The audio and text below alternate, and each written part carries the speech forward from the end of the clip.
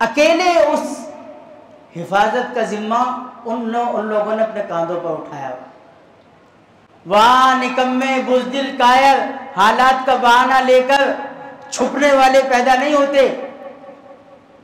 وہاں سیدنا داؤد علیہ السلام، سلیمان علیہ السلام، سیدنا ابراہیم علیہ السلام، سیدنا موسیٰ علیہ السلام کی قوم کے فرزند پیدا ہوتے ہیں. ان کی قوم کی بہادر بیٹیاں پیدا ہوتی ہیں جنہوں نے طے کیا ہے کہ الاقصیٰ ہماری جان سے زیادہ عزیز ہے. ایسی لاکھوں جانیں ہو جائیں، اللہ جسم پر جتنے بال ہیں ایسی کروڑوں جانیں پیدا کر دے جائیں، ایک ایک جان کو الاقصیٰ کی حفاظت میں انشاءاللہ قربان کر دیں گے. ایسے بہادر پیدا ہوتے ہیں وہاں.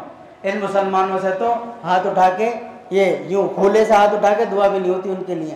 چاہے جائے کہ مال دیں، عزت دیں، وقار دیں، سینہ دیں اپنا، چاہے جائے کہ اپنی طاقت قربان کریں ان کے لیے، یہ تو تمہاری بس کی ہے ہی نہیں.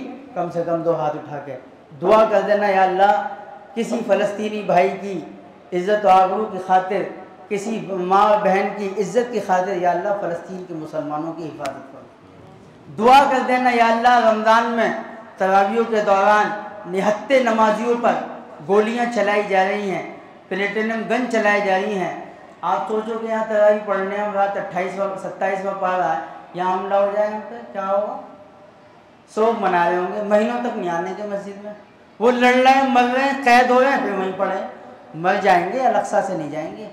اور یہ ناپاک یہودی ہو تو وہ گھسنے نہیں دیں گے الاقصیٰ میں. تو اس لیے ان کے لیے کم از کم دعائیں کیجیے گا. اور ان جیلوں میں، دنگوں میں اور CA/NRC کے ورودھ میں جو لوگ مسلمان جیلوں میں بند ہیں، جنہوں نے ہمارے لیے آواز اٹھائی. آج جو تم بیٹھے ہو نا ڈیٹینشن سینٹر سے دور بیٹھے ہو، کاغذ نہیں دکھا رہے ہو، یہ ان کی قربانیاں ہیں نا. چھید دیتے جیسے آسام کے مسلمانوں کو چھید دیا، یہ ان کی قربانیاں. ان کو یاد رکھیے دعاؤں میں، اور ہاتھ اٹھا کر جب آنسو بہائیں تو ان کا بھی نام لے کر دعا کر دیجیے گا انشاءاللہ. دوسری سب سے آخری بات یہ ہے کہ اللہ سبحانہ و تعالیٰ نے ہم سب کو بہت عزت کی زندگی دی ہے. ابھی دیکھ رہے تھے کیسا یہاں سے تماشا نکل رہا تھا. اللہ نے ہمیں اس تماشے سے دور رکھا ہے، اللہ کا احسان ہے. رمضان نہ صحیح، غیر رمضان میں بھی جب شادیاں ہوں آپ کی، اس طرح کا تماشا بالکل مت نکالنا. آپ نکالتے ہو درگاہ کے سامنے کھڑے ہو کر تو ان کو عزت ہوتی، ہمت ہوتی ہے، ورنہ یہ چمار جاتی. کبھی ہمت ہے ان کی ٹھاکروں کے علاقوں میں اور چودھریوں کے علاقوں میں جا کے ایک DJ بھی بجا دیں، ایک ساؤنڈ بھی بجا دیں. کہ مسلمانوں کے یہاں آ کے بجاتے ہیں، انہیں پتا مسلمان خود ہمارے جیسے ہیں. آپ نیتیں کرو کہ انشاءاللہ ہم چیزوں سے دور رہیں گے انشاءاللہ. حضرت مولانا طاہر صاحب دامت برکاتہم اور بڑی شخصیت مظفر نگر سے تشریف لاتے ہیں. کچھ نام لے رہے تھے، وہ مسلمانوں کی عزت کی بات کر رہے تھے، مسلمانوں کے فخر کی بات کر رہے تھے، اس داڑھی ٹوپی کی عزت کی بات کر رہے تھے، اس مسجد و منار کی حفاظت کی بات کر رہے تھے. وہ قرآن کی اور نبی رسول صلی اللہ علیہ وسلم کی عزت کی بات کر رہے تھے، وہ آواز بلند کر رہے تھے، وہ ظلم کے خلاف علم بغاوت لے کر کھڑے تھے. اس وجہ سے ان کو جیلوں میں ڈالا گیا ہے. اللہ کے شیر ہیں وہ، امت کے جیالے ہیں وہ، حضور کے عاشق ہیں وہ، ابو دجانہ کے ساتھی ہیں وہ، عمر بن خطاب کی ٹیم کے لیڈر ہیں وہ، حضرت علی شیر خدا کے ساتھیوں میں ہیں وہ لوگ ہیں جنہوں نے اپنی ماں کی کوکھ سے شیروں کی حالت میں جنم لیا ہے.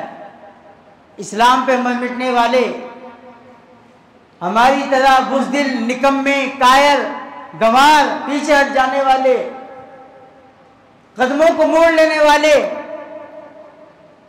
حالات کا بہانہ اوڑھ کر گھروں میں چرپائیوں پر چادریں تان کے سونے والے نہیں ہیں. وہ حالات سے سمجھوتا کرنے والے نہیں ہیں. وہ سوچئے نا، آپ 2 گز کے کمرے میں بیٹھ کے 2 انچ کی زبان کترنی چلانا بڑا آسان ہے.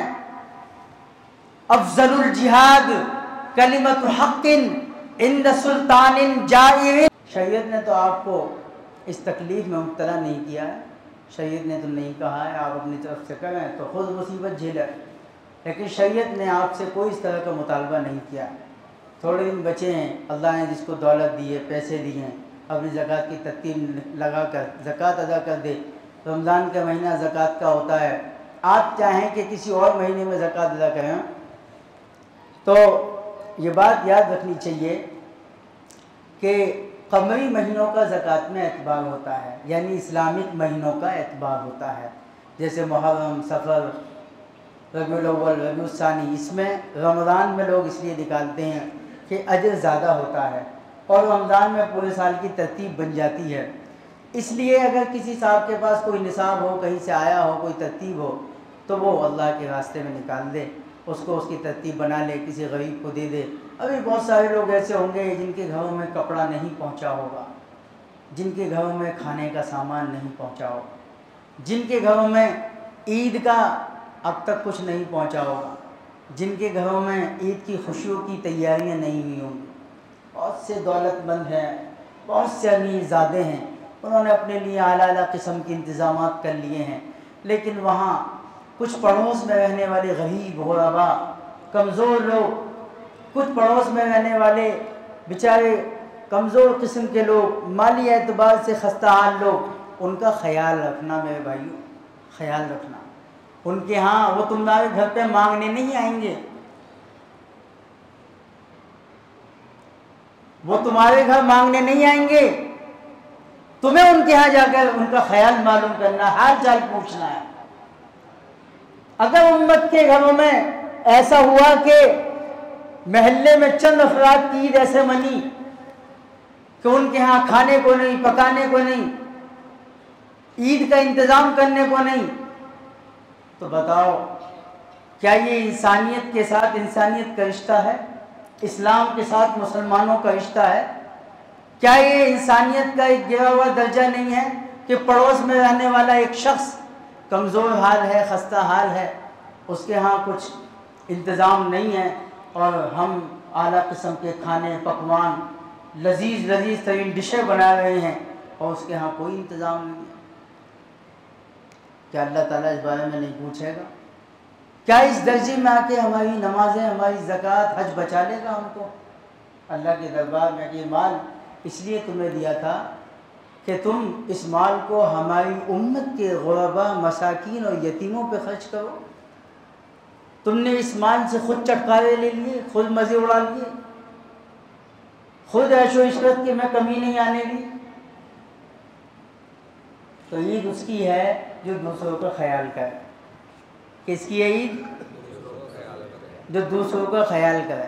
آپ نے سنا ہوگا کہ عید خوشیوں کا تہوار ہے، محبت بانٹنے کا تہوار ہے۔ میں اس لیے عید کے عنوان سے 8 دن پہلے تقریر کر رہا ہوں، کیونکہ میں چاہتا ہوں کہ جن گھروں میں اب تک کوئی انتظام نہیں ہوا ہے ہماری غفلت اور سستی کی وجہ سے، ان محلوں میں وہ خوددار لوگ رہتے ہیں، وہ باوقار لوگ رہتے ہیں، وہ عزت دار لوگ رہتے ہیں، جو آپ سے کسی بھی چیز کا مطالبہ نہیں کریں گے۔ یاد رکھنا اس بات کو، وہ آپ سے کسی چیز کا مطالبہ نہیں کریں گے، وہ اسی حالت میں اپنی زندگی گزارنا، اپنا سارا رمضان گزارنا پسند کریں گے، لیکن آپ سے کسی چیز کا مطالبہ پسند نہیں۔ اور ان موقعوں پر یاد رکھنا، ان اپنے مظلوموں کو، ان نہتوں کو، جیلوں میں بند صعوبتیں برداشت کر رہے ان مسلمان نوجوانوں کو، جو ہماری وجہ سے ہماری حفاظت کے لیے، دین اسلام پر آنچ نہ آنے کے لیے، اسلام کی عزت اور وقار کے لیے، اسلام کے دبدبے کے لیے، تاکہ ہم اپنے گھروں میں چین کے ساتھ اپنی مسجدوں میں جا کر عبادت کر سکیں، اس لیے جنہوں نے جیلیں کاٹی ہیں، جنہوں نے اپنے اوپر مقدمے جھیلے ہیں، وہ آج جیلوں میں ناجائز مقدمات میں گرفتار ہیں، کوئی ان کا پوچھنے والا نہیں۔ جس پر بیتتی ہے وہ جانتا ہے، قبر کا حال موزہ جانتا ہے۔ ہم مزے سے چٹخارے اڑا رہے ہیں،